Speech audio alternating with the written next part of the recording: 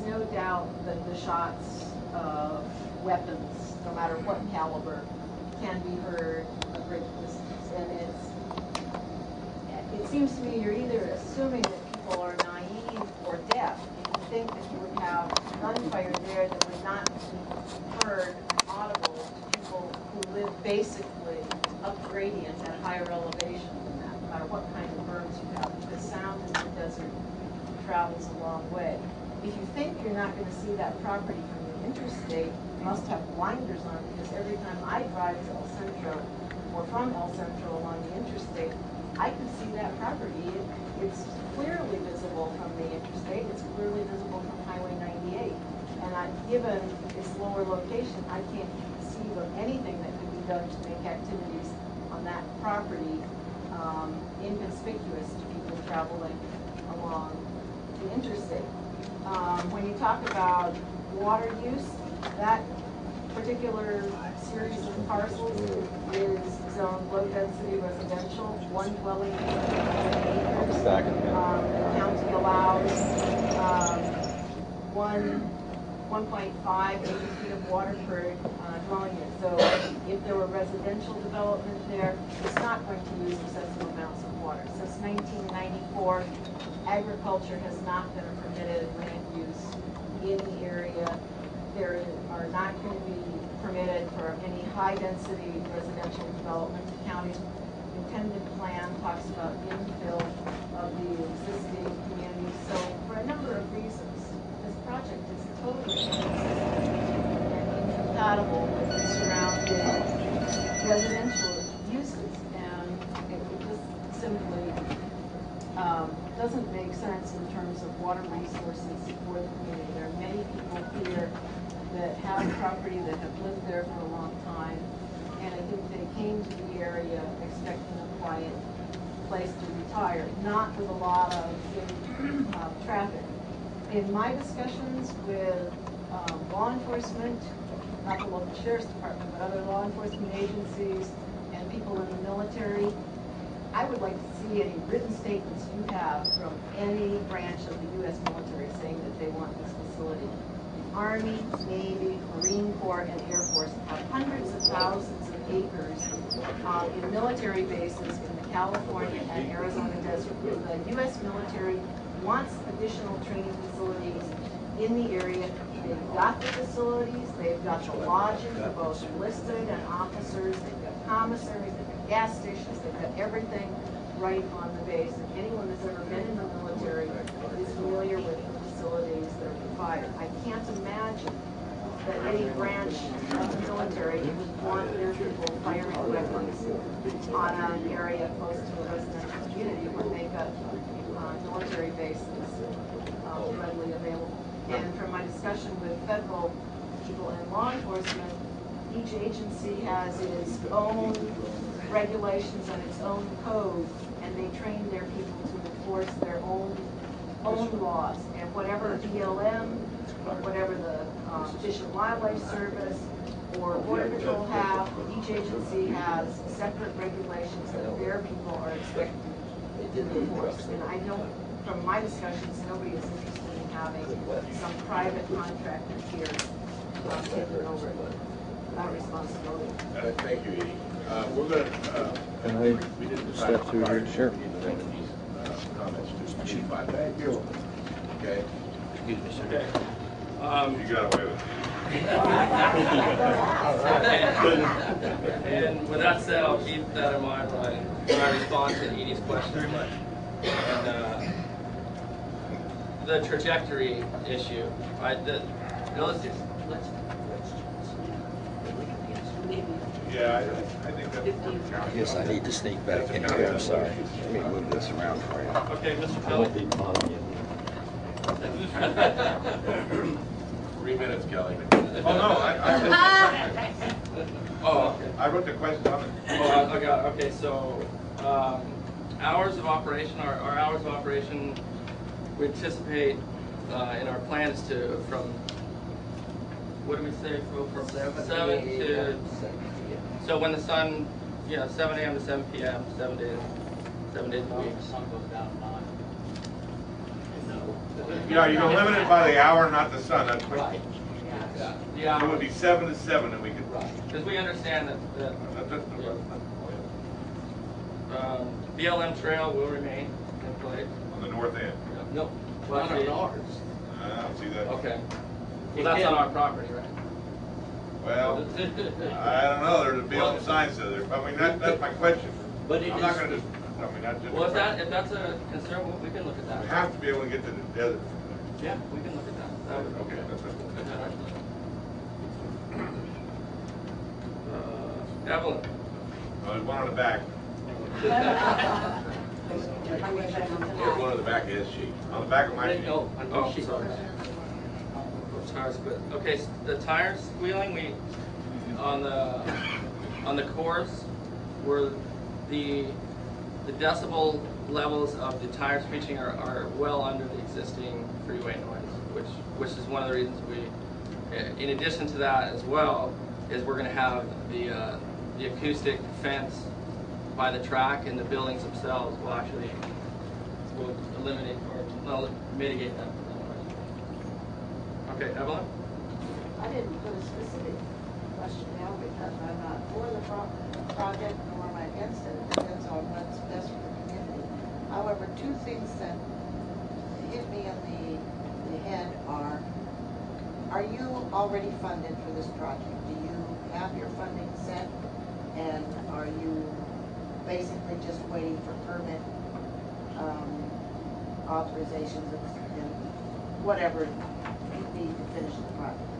So, and that's a good question, because funding is, since we are a small business, funding is always on our minds. So our company, we're set up to develop this facility, and we have a limited amount of resources. So we're set up, we're funded enough to get to the decision-making point in permitting when it goes to the county. So we're funded enough to get there, and in the meantime, we're a services company, so we're just to the point now where we're funded enough to look at other contract opportunities that don't require the facility. Are you looking at other facilities if this doesn't work out to your liking? If the county makes the decision that this facility on some different level is not going to be conducive, yeah, absolutely. And how far did you go in studying the water problem? The water problem, which Jeff and I talked with Edie for about an hour after the last meeting, and she brought up some very good points around the water. So we've tested the well water at Don Preston's well. I've drank it, and Phil, we've sent the sample to be analyzed. So everything we've done so far, based off of Edie's concerns, were that the water is not a problem. It's not a salinity problem. It depends on where the No, road Preston, Yeah, Preston's property is higher. Yeah. Preston's, I mean, we're looking at two different locations, and I don't know what the result would be. However, I do know in studying all the litigation in the past years as it relates to the water problem here, neither the county nor state officials have paid much attention to this area, even though they told us they were giving us what we needed to make sure our groundwater was safe. We had a sole source aquifer. Even the feds haven't paid much attention to this. And in order for the community to know that their one source, and that's water, is being protected, they can no longer sleep, because development, of course, can mean an infringement on what we have now. So I guess what I'd like to hear from you is basically that a study will be done. That Study is being done. Basically, you can put 24 40-acre parcels on here, which would be 36 acre-feet of water. Plus, if you did that, if you started, this would be 4 parcels right here, 4 here, going, or way. Are those residential? If that it is was residential, residential? yeah. And the According- county told you they'd give you an acre and a half? No, 40 acres. No, acre and a half of water. Acre 40 and a half. acres? I thought it was per residence, am I Right, wrong? but there's 24 residents, so it's 36 acre-feet of water to this property if it's developed as a residential subdivision, under the existing zone. So we're doing the study, Evelyn, and we're also, the small training facility that the Navy has in Nyland, they bring in their own water. So they actually bring in the water and contribute to the water table. Yeah, So well, you know, really, Brad, that's kind of a joke, because California as a whole has got water problems everywhere, so. Well, I'm saying Yeah, we would San pay, Diego doesn't have water, Imperial County doesn't have water. we would incur We the do have cost. water, and we don't want you to screw with it, all right? Well, we take that very seriously, I'm and saying that's, that's a nice way, because I have. Thank you, this- Evelyn. And, bottom line is, that we're not deaf, not blind. It's just gonna bring, it's not a fit. We're talking a residential area, and then boom, you're gonna throw a project like this, that's gonna give you noise, it's gonna give you light. I'm against it. I'm for guns, I grew up with guns and all that. Hey, like when we asked the guy from El Centro, where's your gun club? It's out in the middle of nowhere. Fantastic. So shit. and we're willing to, or we're absolutely willing to work with the residents, specifically on Molitor and Omraj area, and show that we've taken that concern into consideration, and that it's not going to be a problem for you. And I'd be happy to sit down in private and show you everything that we have, because we want to be a good neighbor, and to do that, I can't stand up here and tell you that it's going to be that way and not have it happen to do it, because it's just, you know, our identity is at stake. We want to be, you know, put this project in the community and be a neighbor for years to come. So, you know, we're very interested in that, even to the point where we looked at the indoor range, which would eliminate the noise altogether.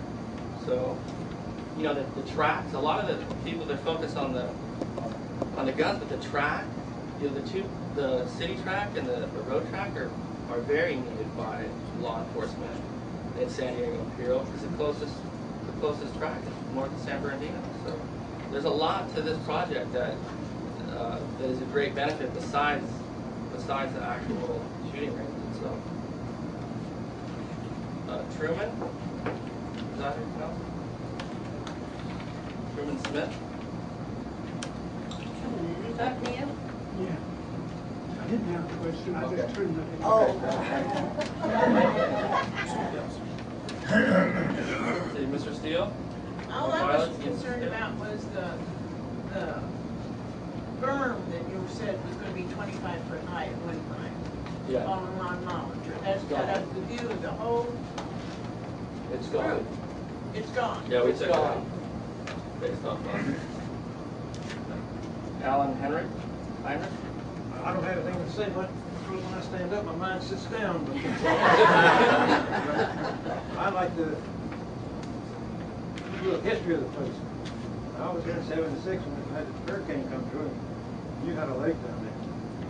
If you have anything in that area where you want it now, it would be gone. So I should put that in as you think about it. Well, you're going to have a lot of expense going into it, and have it washed away overnight wouldn't be too good. Yeah, absolutely. And Phil has done a great job with actually, that has been a problem that county planning has pointed out to us. We've got the area so that lake won't exist anymore when we address that issue. Yeah, where's it gonna go? Phil can show you. Well, you're a little bit wrong. Well, this is going to be redirected, right? We've got water entering here. This is a drainage basin that we're picking up with this drainage field that goes down through here.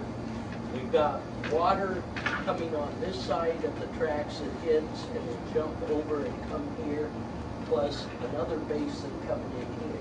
We have one basin in here, and this is the biggest basin coming right in here. This brings about 38 miles clear from Mexico. It's actually part of this basin right here is in Mexico. The water all comes and then it will go right through underneath the state highway here. So we've set grades of where people have the fishing meeting, look at the grades where we want to put the low flow channels. Then we can handle the flood coming in here. Here's the smallest part. And so then we've created areas that will allow the grades of the track, this and here, will allow temporary flooding in these areas, and then it will go on. So we're working on the drainage, the county, Mr. Ortiz said that we had to basically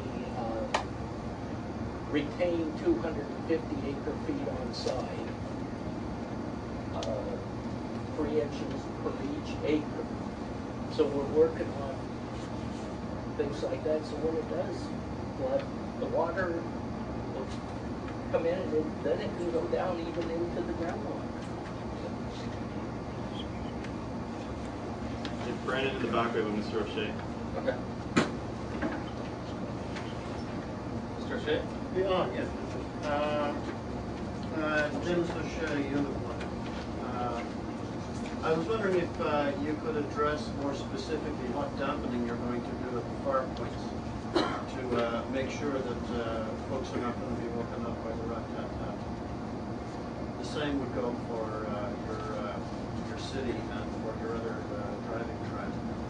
The berm that was suggested previously doesn't seem to be part of the plan right now. So what dampening can you do to mitigate against that pop? We can do berming. One of the best things, materials is sand for the driving track. And that's why it moves out this way and in here. And this is a lot lower than this area in here, so we can berm, taking the noise with the sand in here. In here, we're covering all the ranges.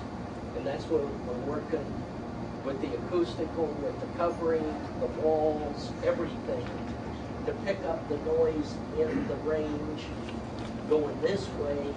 And then we do have the berms around the perimeter of the ranges like this. So if I understand you correctly, then the far points will be covered with one side open to allow the exit of the shot. Right. But from there to the butts, essentially the sound is going to be deflected up rather than out. Yes, thank you.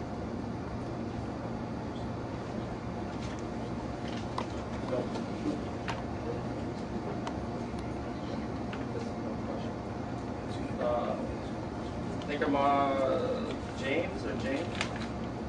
Eleanor or Ellen? Jones? Back here. Yes, ma'am? Eleanor Jones, I can't write So either. that's- But I really have a question. I guess, why did you not consider indoor firing? The worst thing to me, and I don't live in the garage, is the noise. I'm familiar with firearms, believe it or not, and they are noisy. And I do not like when I drive out in the desert and come across the guys training, which are actually military that are training out here on desert. We run across them. It was very scary because I don't trust anybody else with a gun but myself. But you should do them indoors because then they don't have the noise. That might be one. If you might go out and have the people do it without in a building and see what they think and how far they can hear. And that's a good question, and it actually caused us to go out and look at it. And what we're trying to do essentially is have what the indoor range does with the acoustic technology that's out there is it gets rid of the sound problem. So this guy, the specialist, is helping us make an indoor range outdoors because you completely cover the firing line and get rid of the sound problem. So that's what we're doing because we don't want the last thing we want is to not be a good neighbor and get people coming to the facility and say you guys are too loud. But that's not what we want. So that's without that, without being able to do that, That's not what we want to do. We want it, just like you're saying. Right, let's try to keep it as quickly as we can. I got two more. Linda? I'm Melinda, I'm down, I work with Coyote Valley Mutual Water Company. I also have concerns about the water in our water table and our aquifer. Have you ever thought of putting, so you wouldn't have to go so deep with your well to purify some of your water, put a purifying plant in, and purify some of that water for the Polymo use, and then using the other water? You say you're gonna put 180,000 gallon tank there for fire protection. You don't need all that Polymo water. And if you have 180,000 gallon tank, and you use it for a storage tank, that water if you're gonna use that water for the drinking water and everything for everybody there, that water's gotta be recycled all the time. So that would make more than the 25 acre feet. I've been working with water and getting grants for a water company.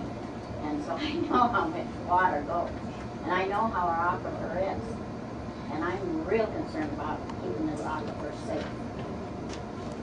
So that's another thing that you might as well look at, because it's, We share that. your same 180,000 gallon tank doesn't coincide with 25 acre feet of water to me. That's a reserve. Yeah. That's a reserve in the case of a fire. Yeah, And that's a that's reserve in case of fire. half an Yeah, that acre water's foot of gotta be water. flowing all the time, otherwise it's gonna go bad. They Unless require you treat the it. fire department Yeah, I know. to but we're reserve getting the too first big. 180,000 gallons in the tank per day. And the other 70 gives us a 3.5-day supply if something goes down. Gotta keep going with that. But the tank, once it's filled, will take about a half an acre foot of water to fill that. 365 days a year. It isn't used except when there's a fire. So Bill, this is actually a 250,000 gallon tank. You had said that 1 acre foot. We're gonna make it 240,000 gallons. Thank you, We're gonna Mindy. need 140,000 Thank you. and 140,000 Order, gallons. order, please. And so, just to summarize and let the board get on with the agenda, we're very concerned at being a good neighbor in the community. The water's a big concern, and it's a concern we don't take lightly. We've got a plan with the analysis and the usage to put a lot of what we haven't talked about is the water that we do use for irrigation is going back into the water table itself. To the point where with the water that we're looking at paying to have it brought in. So we would actually be bringing it. If it's not practical to use the existing well water that's there, that we're willing to pay that cost and bring that water in, which is done in similar facilities. So, just to go over the benefits are again the jobs and tax revenue that this project would bring. Brad, Yeah. I'm so sorry. This gentleman gave me a ticket and I didn't pass it in. I'm sorry to interrupt, but I don't want to. He asked for an opportunity to speak, and Sure. I. Yes, sir. Okay, I didn't have a question, I just put it in, I have a statement, something that hasn't been addressed here at all.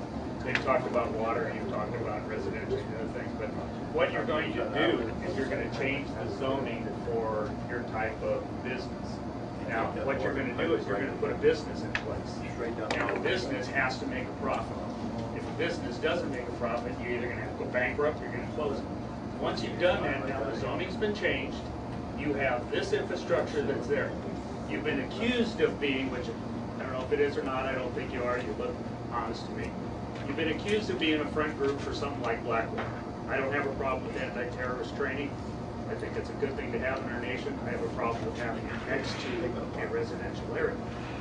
But if your business does not become viable, if you have to close the business, now what you have is no longer zoned for residential. You have this infrastructure.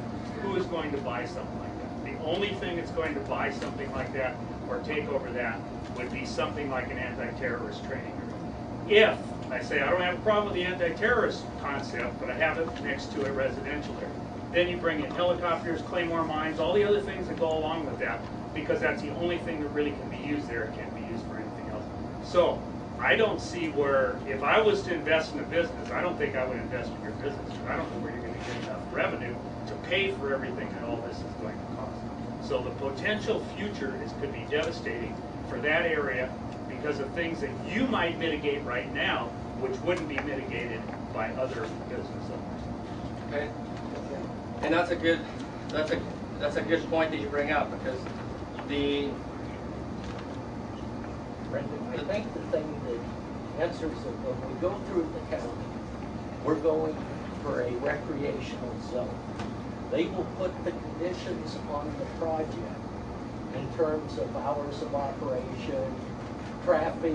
If we want, after we turn this in and we want to go add something else, we will have to go through and amend our specific plan.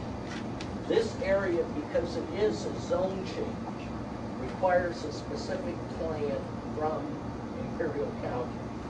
And in the specific plan, they will go through and say you are allowed so many acre-feet of water per year. We've got to verify it. We can't turn around after we've got a specific plan and go over here and start putting tracks in here. If we're going to put them in here, then we have to go back through the total environmental specific plan amendment, which is like starting at day one. so it's So like this will be in phases, but with the county, show it everything that you want to do right now. And so with the Fish and Game, we've looked at, you know, if this wasn't in, it could I be can discuss it right now if you need to, because I'm not saying that you particularly as Wind Zero has that, but if Wind Zero is not a viable business, if 2 years down the road you're going, this thing isn't making us any money, it's costing us more than what we are, then that has to get sold. It gets sold, and even though there might have been a plan by the county to use it for recreational use, county supervisors in any place in the country can change their mind, can change zoning, can whatever. It's already in place. It wouldn't take that much more to ratchet it into something different. So the potential is there that it could be something far different, if not physically far different, but noise and all the rest of the stuff could be far different in the future than what you're presenting right now. But it has to go back through the county for an amendment. You have to go through a whole review. Same thing that we're doing. And it's important to point out, it's to put it in simple terms, it's like permitting a car wash.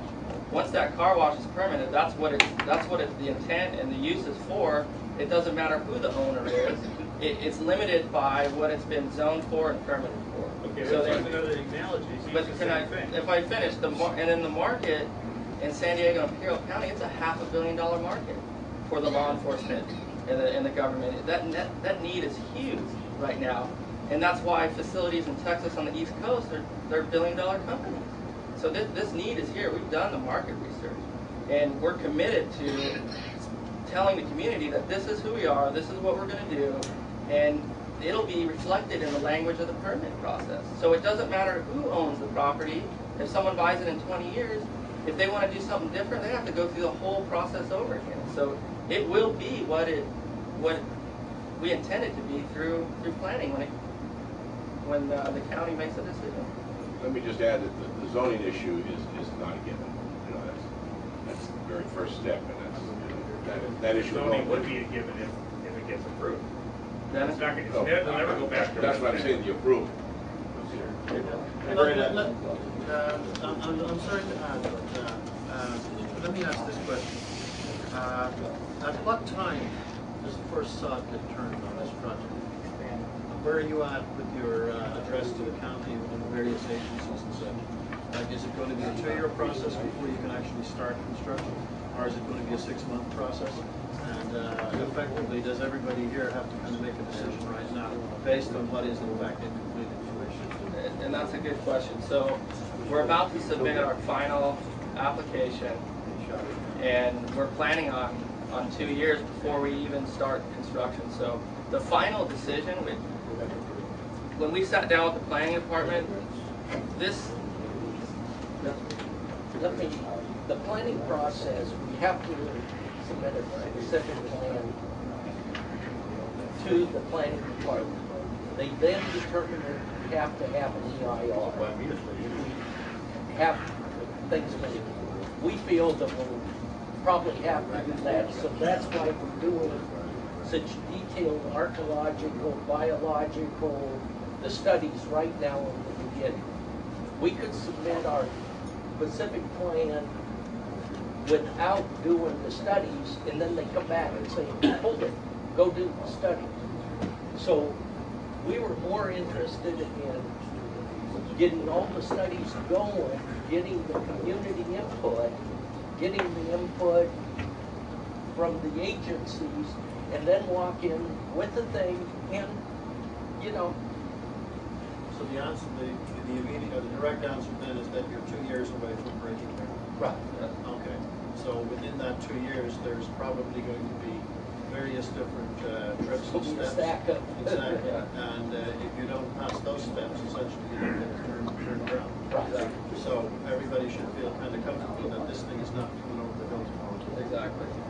And that's with that said, I'll wrap it up. Yeah, thank you guys. And you know, thank you. We've got a lot of support out there. I gave you a paper with a bunch of questions on it. You know, if we're gonna stay after, and I can stay. I'd like everybody to hear it. Okay. If You go ahead. Go ahead, woman, go ahead. Go ahead. Did you fill out a speaker? Yeah. Yes, I did. Okay, go ahead, sir. I don't quite remember everything I put down though. But what it was basically, I wanted to know if you were going to put in an airport facility. I wanted to know if how tall the buildings are going to be, how large from the existing elevations, and just exactly how much. I don't understand what a driving track is. You know, for do they shoot out of the windows, or do they just? Or what, I don't know what they do. And I wanted to know what else. My name's Dick Dennis. It's on there. The buildings will be 1 story. Okay. The ceiling height, the highest in the multi-purpose room will probably be 14 feet. Plus then we'll have a roof, flatter the better. The elevation started at 275 going down here. This is about where the buildings are, 270. This is about 285 right opposite. So the residents here, the buildings will be 10, 15 feet top or below coming out there. There's 3 lodging units in here, 1 recreation building, which if you saw the rendering last week, and then there's a maintenance building down here. Then there's some tactical training houses in here, which will be there will probably be 1 2-story, but it will be dropped with a 1-story basement. Because law enforcement like to have some buildings that have different stairs going up and down, so when they come into it, they actually, when they build them like in San Diego, they have different stair configurations when they go down to the rooms to practice. And the track, we looked at Don Preston on his property because he has the airstrip, the airstrip on Don's property. We looked at that, and also we talked to Neil Emery, and then the airstrip would enable the Border Patrol especially are using they use these small UAVs, the unmanned aerial vehicles, to do to watch the border, and they're about the size of a remote control airplane, and it's conducive to practicing, so the guys get used to doing those. So that's what the airstrip. They've got the big Navy airstrip at NAFL Central. There's not going to be, other than maybe a light Cessna now and then. Like the ones that land down there now. Yeah, because I'm a pilot as well. So one of the other questions was how many people are going to how large of a hotel or whatever, you said it's a barracks or something? It's a lodging. A lodging. 60 rooms. 60. in here and 150 space travel trailer. So we're open to the public, and those rooms are available to anybody who want to say come from Colorado and go on the trap range and stay for a while, or they bring in the RV in the park. And then the last before I finish is the tracks are for driving only. It's the low speed driving track that would be used open to the public as well. We have courses, and you can come out and take a defensive driving safety course at the track. Are those like tanks or just regular cars? Regular cars. Regular cars. So, and I'll finish, Tom. Thank you. No, I forgot to let you know what I asked you. Okay. Thank you. You had an article in Senator Union said it was going to be a 100-room lodge. Yeah. My question to you is, how many people can that house? That the rooms are set up for actually it is 60 rooms. 60 rooms, we were looking at 50 or 60 rooms, we decided on 60, which would, 2 people to a room would be 120. We have one last question. Okay, you got it. Actually, I have a couple of questions. What is the total amount of the investment that you foresee in that facility? Right now, construction and everything. What's walking in terms of it's going to take. First of all, we're planning to build it in stages because we are a small company. We can't afford to build it all at once. But what is your business? We're looking at a completely built out around $15 million to completely build it. $15 million in construction. Who the initial investment? It's all been friends and family. Myself and a few other the founders of the company. It's been through our friends and family network. And we're also working at the bank for a small business association back home. Yeah, Corey Pine. Brandon, could you, at the return to your facilities, do some kind of a synopsis of this meeting and maybe answer any questions on the sheets that were not answered? I went through all and the info at winzero.com that we put in the letter, in which I'll leave with Tom. You can email us, and I'll be happy to answer any questions that perhaps you didn't think of to ask now. We're available anytime, and especially the residents in No Mirage. We would love to sit down and talk to you about it. Okay, thank you very much, Brandon. I appreciate it.